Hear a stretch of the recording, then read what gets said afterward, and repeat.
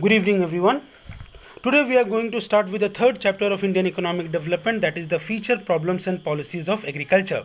Well, in this video we are going to talk about today about two topics, that is the importance of agriculture in our economy and the features of features of agriculture. Let me repeat. We are going to talk about importance of agriculture and features of agriculture. Well, one thing all of you will be knowing that agriculture has always been one of the biggest contribution towards the GDP, and the dependency of people on agriculture has always been very high.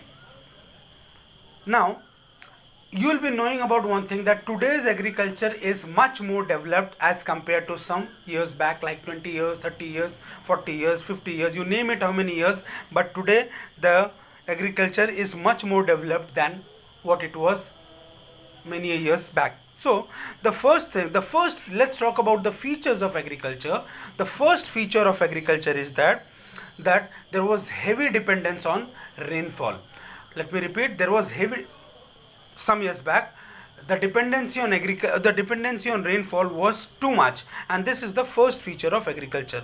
Well, that by the word dependency you can understand that if the economy had good rainfall, if the places had good rainfall, the production would have been higher, and if the rainfall was limited or less, the production was very less. This led to the fact that the growth because of agriculture was never stable. It always dependent on how much the rainfall happened. Second point about the features of Indian economy, features of agriculture was that most of the agriculture years back and today, still today, follow the technique of subsistence farming, where subsistence farming is a technique where the production is done to meet the needs of the family, and they do not go for commercial farming, where most of the production still today is done to meet the needs of the family and not for commercial purpose. What happens is, if more is done for meeting the needs of more production is done for meeting the needs of the family, then profit or surplus from agriculture also gets limited or is not achieved at all. What happens is, if the production is done only for meeting the family needs, the profit either does not happen at all, or even if it happens, it is very less.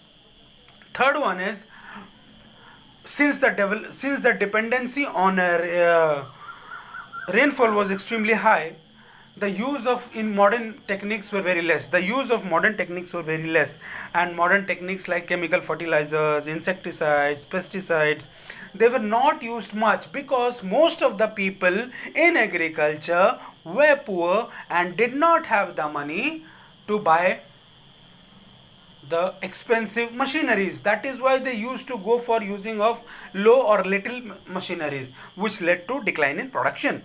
So first point is high dependency on rainfall. Number 2 is subsistence farming. Number 3 is lack of modern inputs. The fourth one is in agriculture, it is widely seen that there is disguised unemployment. Well, this unemployment is a situation where the number of people who are working on a given piece of land are more than what is actually needed. So let's suppose some 4 people are working in a land and are producing 100 units of good, and I add 2 more people. Let's suppose now it makes a total of 6, but still the production is 100 units. It means the 2 people who were employed did not contribute anything to production. This situation is called as a situation of disguised unemployment. So this was one basic feature. This used to happen in the family of a poor man. What used to happen was, he used to take his entire family to work, but the only production was done by him, and rest all family members did not contribute much as to what he used to contribute. This is called a situation of disguised unemployment. Another feature of Indian agriculture has been that there has always been an issue of the landlord and the tenant. There has always been a conflict between the landlord and the tenant. Now, you know, the landlord is one such person who owns the land.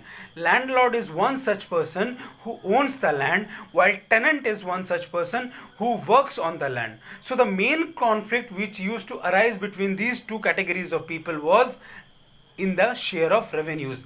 The landlord used to take most of the revenue, ultimately leaving very less for the tenant, and this is what made them disagree with the landlord.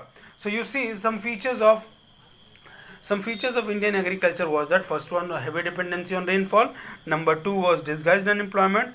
Third is subsistence farming. Fourth is lack of modern inputs. And five is landlord-tenant conflict or landlord-tenant disagreement. Now, if we talk about what is the importance of agriculture in our economy, the first big importance is that it widely contributes to the GDP.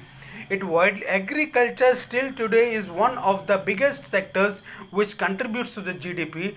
But still, having have said that, I would like to tell you that as compared to previous years, today the contribution of GDP has fallen somewhere close to 50-60% to 15-20%, which means that even though the contribution has reduced, which does not mean that agriculture sector has fallen. It only means that the other sector like the tertiary and secondary sectors have grown as compared to the primary sector or the agriculture sector. Second point or second importance of agriculture has been the fact that they are contributing to international trade and they are also contributing to the domestic trade. Well, how does agriculture contributes to international trade? You know that there are certain goods which India exports. There are certain goods which India exports, like for example, tea is there, tobacco is there, coffee is there, jute is there, cashew nut is there. All these goods, agricultural goods, are produced and they are transported to abroad through exports.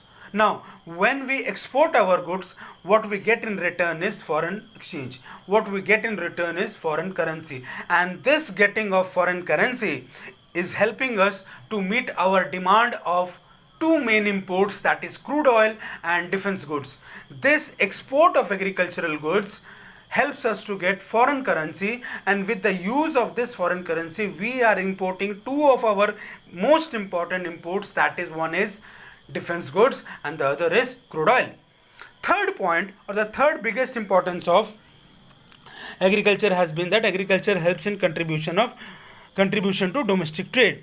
Now, agriculture, when goods are produced, they also transfer goods to those states within the country where agricultural goods have not been produced in excess or has been a very short production been done into any state. I am sure all of you might have heard of a word called as Green Revolution. So initially when Green Revolution was done in Punjab and all those areas, the agricultural goods which were produced through Green Revolution, the goods from there were transferred to those states which could not produce the goods in excess. So this leads to contribution to domestic trade. Now, when goods are being transferred, they are being transported. When goods are being transferred, I mean to say they are being transported. And you know the technique of transporting the goods can be through rail or through road. So what happens is, more the agriculture was done, more would be the goods which would be transported, more would be the development of the transport industry, more would be the development of the transport industry. So agriculture also helped in development of the transport of the industry. So one point is agriculture's contribution to the GDP. Second point, it contributes to international trade.